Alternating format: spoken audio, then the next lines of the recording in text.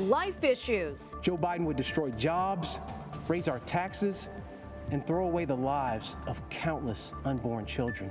Kentucky's Attorney General is one of many who highlighted the battle against abortion on the second night of the Republican National Convention.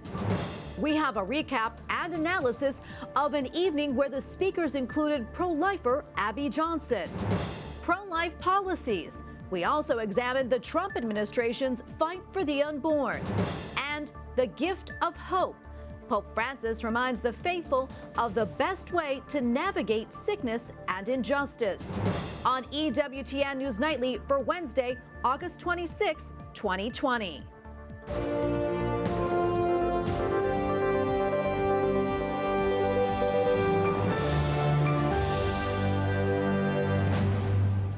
Good evening. Thanks for joining us tonight. I'm Tracy Sable reporting from the White House. The second day of the Republican National Convention featured a positive tone. President Donald Trump even had a surprise for an ex-convict who says his life was changed after he dedicated it to God. John Ponder now runs an acclaimed prisoner reentry program. So now I'd like to invite John's wife, Jamie, to join us as I grant John, I'm not sure you know this, a full pardon. So I don't know if you know that, Jamie. Come on over here. The theme of family ran throughout the second night of the RNC. First Lady Melania Trump described how she became an American citizen, quote, after 10 years of paperwork and patience. Other speakers included Abby Johnson, a former Planned Parenthood employee turned pro-lifer. For me, abortion is real. I know what it sounds like. I know what abortion smells like. Did you know abortion even had a smell? Abby Johnson now runs an organization to help people who used to work in the abortion industry. Other pro-life speakers included Kentucky Attorney General Daniel Cameron. He said voting for Democrat Joe Biden, who is in favor of increased abortion access, would lead to the deaths of countless unborn babies. Philip Crowther, international affiliate reporter for the Associated Press, joins me now from Washington, D.C. Philip, welcome back. Family was center stage last night as we heard endorsements from two of President Trump's children and, of course, the First Lady, Melania Trump. What were some of the highlights from her speech? Well, quite a few notable moments there from the First Lady. For example, she paid tribute to those who've died during the coronavirus pandemic and expressed her sympathies for those who have lost loved ones. Now, why is that extraordinary? Because we didn't hear all too many mentions of the pandemic during the second night of the Republican convention, and didn't really either during the first night either. The First Lady, Melania Trump, talking about the invisible enemy here, in contrast to what we heard, for example, from the president, who talks about the China virus usually. Now, she also painted a more positive portrait of the president than many have, a more polished one, if you will. And she also, of course, used that backdrop of the White House to her and to the Trump campaign's advantage. Of course, it's controversial that speeches are happening at the White House. It's only happening because of the coronavirus pandemic and because Republicans can't have an in-person convention. But this certainly worked to her and to the president's advantage, using the White House backdrop for her convention speech last night. Another speaker last night was Secretary of State Mike Pompeo. His speech was much anticipated. What did he have to say about the Trump administration's foreign policy accomplishments?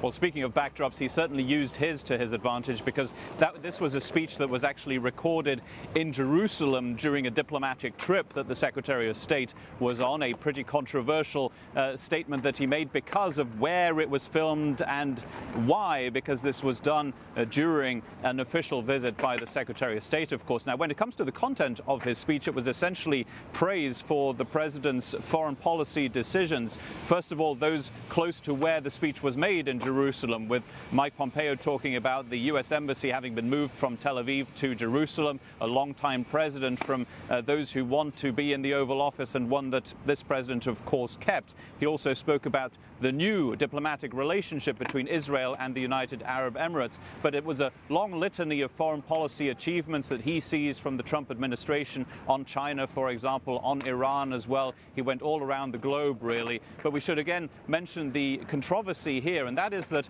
secretaries of state for 48 years haven't addressed a political convention. They simply don't tend to do this because they're not supposed to get involved in political activity while they're in office. But that certainly didn't stop the Secretary of State. The Republican Party, by the way, says that all of what he did for the convention was paid for by the Republican National Committee and not by the American taxpayer.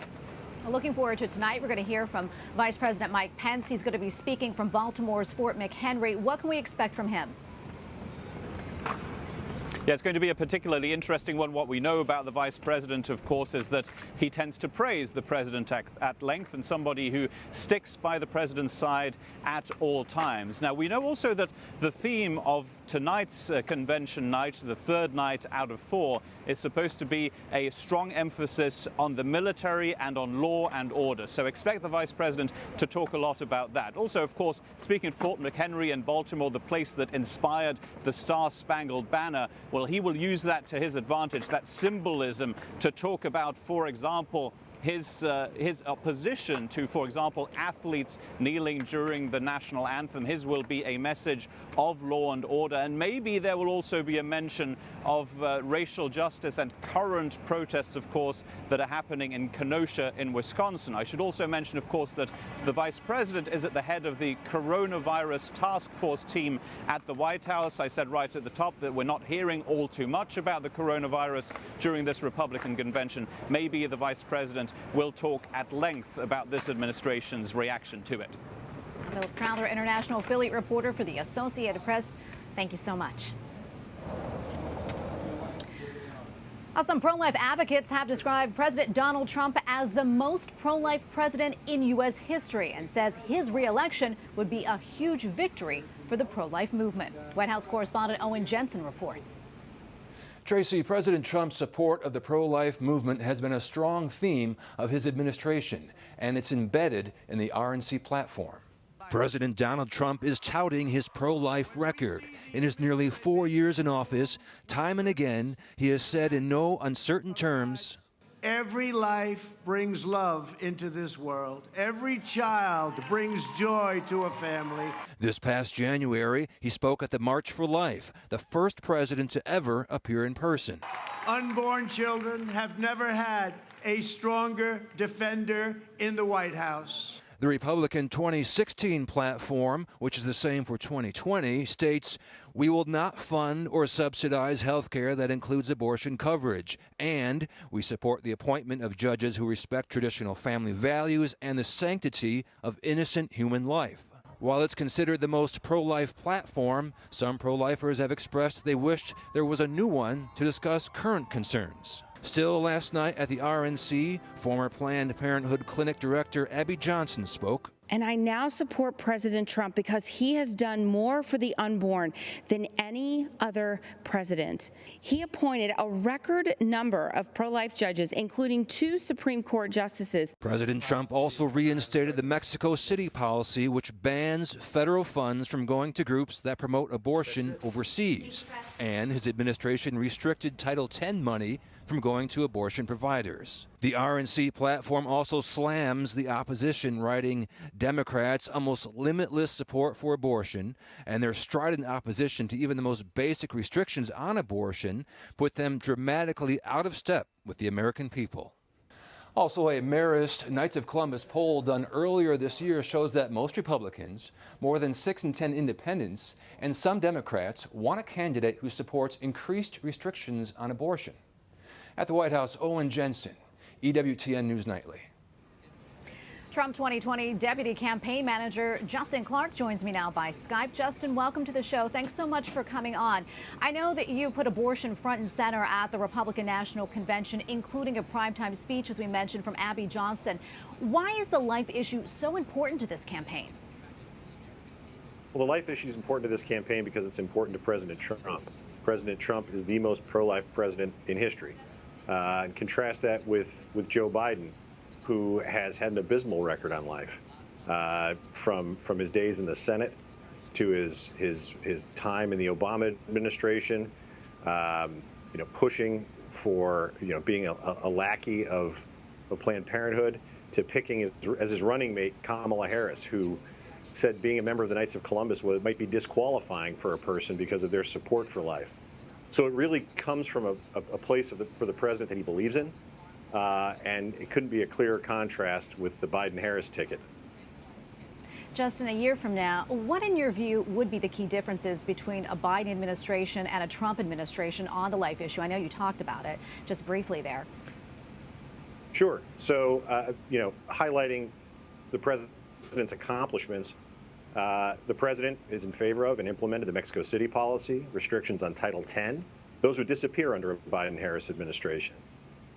Judges, the president has appointed over 200 judges to the federal bench, all who have a constitutionalist and textualist view of the Constitution that will not read rights in that don't exist in the Constitution. In a Biden-Harris administration, you are going to see a activist, liberal judiciary and appointments to that judiciary that are going to really destroy the life movement in this country and try to reaffirm abortion rights in the Constitution.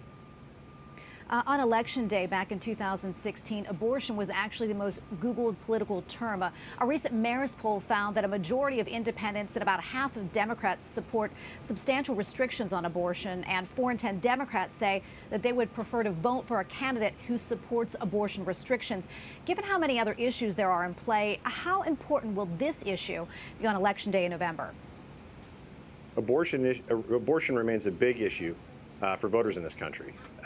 It is most voters don't agree with abortion on demand up until the time of birth, or if you talk to certain Democratic politicians even after, as Governor Northam in Virginia showed us. People, at a minimum, want reasonable restrictions on the practice, just like any other medical procedure. But in this president, you have the most pro-life president in history. He has been vocal about it. He spoke at the March for Life.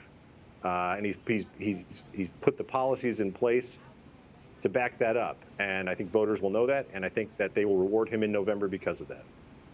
Well, Justin, we don't have much time, but any final thoughts on tonight at the RNC? Any surprises we can expect to hear from?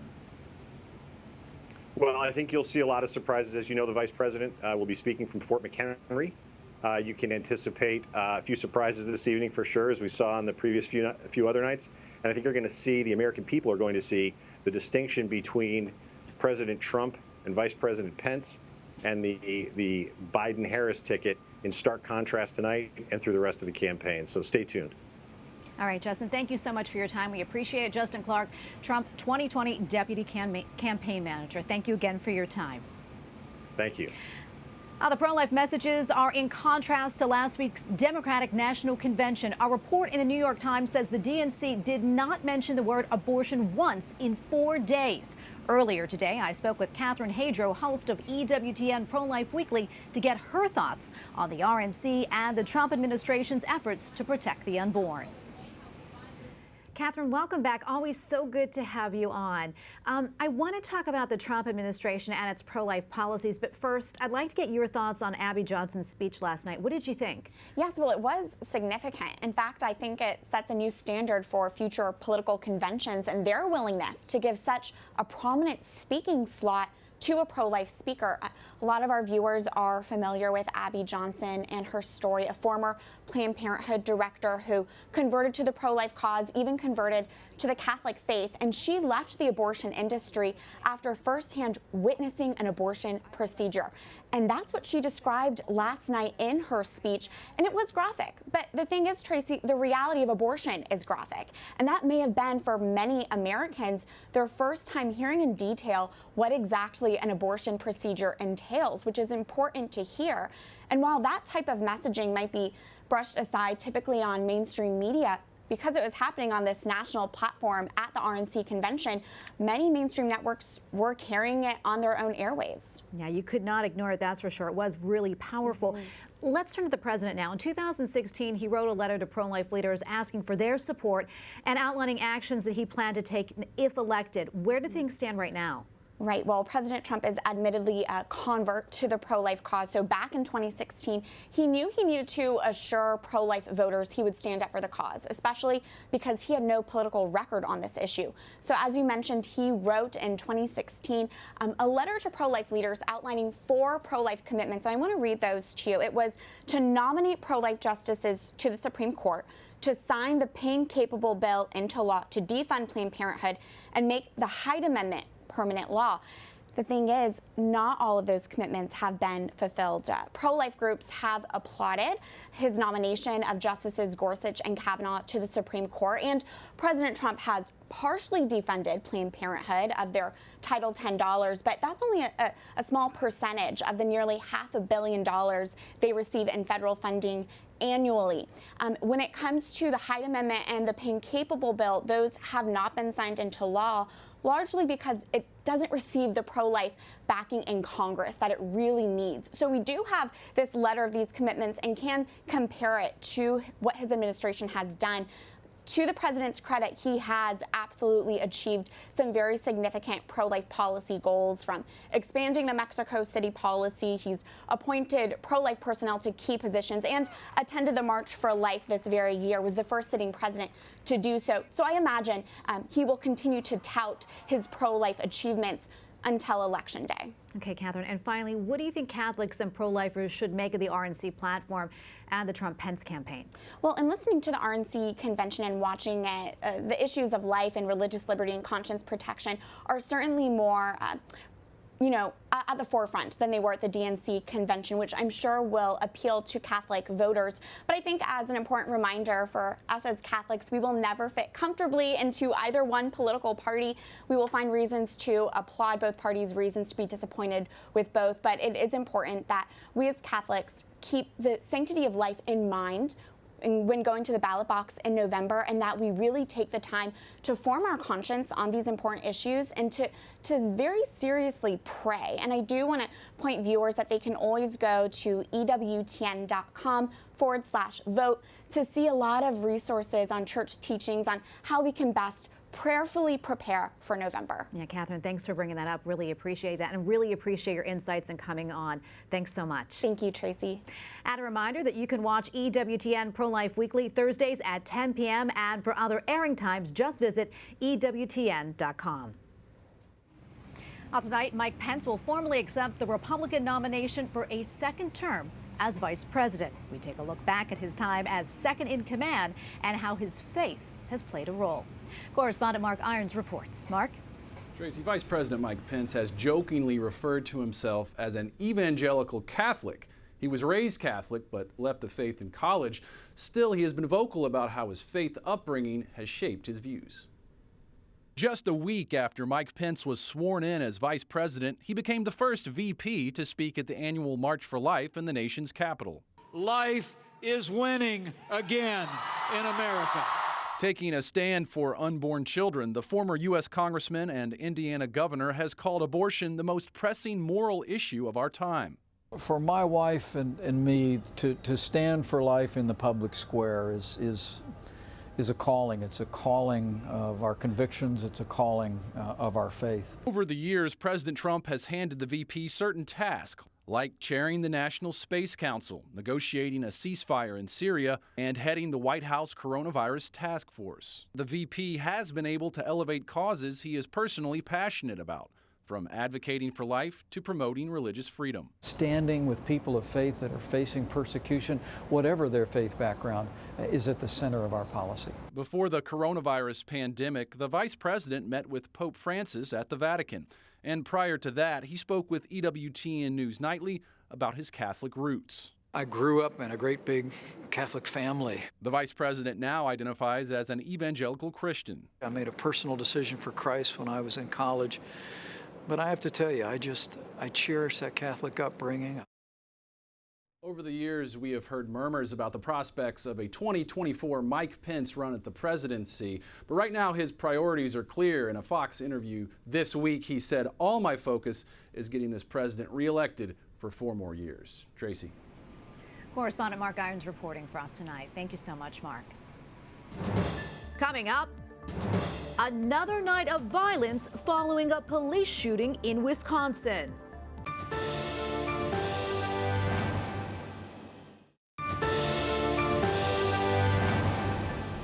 Three people were shot and 2 killed in the third straight night of violence after the police shooting of Jacob Blake in Kenosha, Wisconsin. The family lawyer says Blake is now paralyzed. It is going to take a miracle for Jacob Blake Jr. to ever walk again. The family pleaded for peaceful protests yesterday. However, violence broke out again last night with shots fired and people running for cover. There were reports of armed citizens protecting businesses. Video showed some people carrying long guns on the streets of Kenosha. Catholics are joining Native American leaders in pleading for mercy for a Navajo man who is set to be executed tonight. 38-year-old Lesmond Mitchell was found guilty of a brutal double murder back in 2001. A lawmaker with the Navajo Nation says capital punishment is against their beliefs. And you could read more about the Navajo justice system at our sister publication, CatholicNewsAgency.com. Bishops in Maryland are joining other regional bishops in celebrating the 100th anniversary of women's right to vote. In a letter, the bishops note it seems almost inconceivable that so many did not support women's suffrage 100 years ago, including some of our predecessors. The letter is signed by the Catholic leaders of Maryland, Delaware, and Washington, D.C. Up next, Pope Francis reminds the faithful of the power of hope.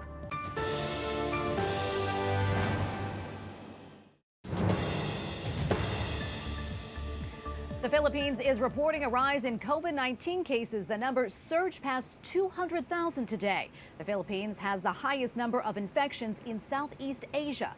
President Rodrigo Duterte has faced growing criticism over the alarming spread of infections. The president of Turkey is warning Greece not to test his patients. Kararlılığı, imkanları. President Erdogan says that anyone standing in his way will face consequences. He spoke after Greece announced plans to expand its territorial waters in the eastern Mediterranean Sea. The two NATO allies are locked in a dispute over offshore energy rights and have sent warships to shadow each other. Catholic bishops in Germany say they would like to meet with officials from the Vatican. The topic would be the Holy See's instructions to parishes from earlier this summer. Several church leaders in Germany sharply criticized the proposal. Earlier today, I spoke with Anion Christoph Wimmer, editor-in-chief of Catholic news agency Deutsch. Christoph, so good to see you again. Can you remind us what the Vatican said about parishes and what are some of the concerns of the German bishops? Good to see you, Tracy. Yes, absolutely. So the Congregation of the Clergy has reminded the Church, using an instruction, that parishes really are about mission, are about spreading the word of the gospel and looking after people in a process that they call a pastoral conversion, really reminding the parishes in the Catholic Church around the world what their principal and primary purpose is. However, this also involves, perhaps needless to say for us Catholics, a parish priest. And that's where the rub lies for a lot of German dioceses who not only are suffering with structural processes trying to adjust to the fact that there is a dearth of priests, a lack of priests, but also with the fact that increasingly lay people are taking on responsibilities that traditionally have been part and parcel of what a parish priest does. And therefore, when the instruction was issued by the Vatican, questions were raised, and I think one might say rather vehemently by some bishops as to how just this might work within the context of the Church in Germany, where, as I'm sure many viewers know, a number of processes are underway, including the synodal process, with a view to reforming things, not only because of the sexual abuse crisis, but as mentioned, because of a number of people having turned their back on the Catholic Church in recent years. Christoph, do we know when this meeting may take place and who would be involved? Yeah. Well, it's a bit like high noon at the Vatican, a lot of speculation at the moment, but we don't really know when the whole thing is going down. And in particular, we don't really know who will be part of the meeting. Whereas the German bishops have decided 2 days ago at their meeting in Würzburg in Bavaria, they not only want to go there and have a chat with Cardinal Stella, they want to bring along a number of people, in particular lay people, to represent the laymen and women of the Catholic Church in Germany. Whether and how this can in fact take place is yet subject to discussion, I'm sure, behind the scenes with the Vatican and in particular with Cardinal Stella. Oh, Christoph, thank you so much for your time. And young Christoph Wimmer, editor-in-chief of Catholic news agency Deutsch. Always appreciate your analysis. Thank you kindly. God bless.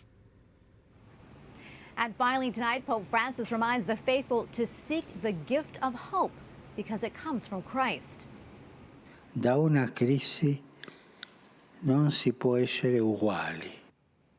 At his weekly talk at the Vatican, the Holy Father says sickness and injustice do not determine our path in life. Instead, we can follow Christ and he can help us navigate every difficulty. Pope Francis says that his Wednesday address next week will be made in front of an audience for the first time since the pandemic began.